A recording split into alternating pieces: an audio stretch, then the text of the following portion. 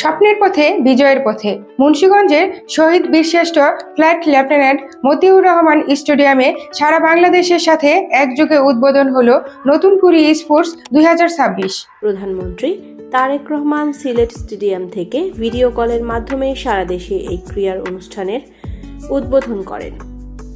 নতুন ট্যালেন্টদের খোঁজে স্কুল মাদ্রাসার 12 থেকে 14 বছরের বয়সের ছাত্রছাত্রীদের নিয়ে এই আয়োজন করা। তরুণ ছাত্রছাত্রীদের নিয়ে বর্ণাঢ্য আয়োজনের মাধ্যমে জেলা প্রশাসনের সহযোগিতায় নতুন করে স্পোর্টস উদ্বোধন করা হয়। সিলেট স্টেডিয়াম থেকে ভিডিও কলের মাধ্যমে মনোমুগ্ধকর বিভিন্ন খেলার ইভেন্ট প্রতিযোগীদের দেখানো হয়।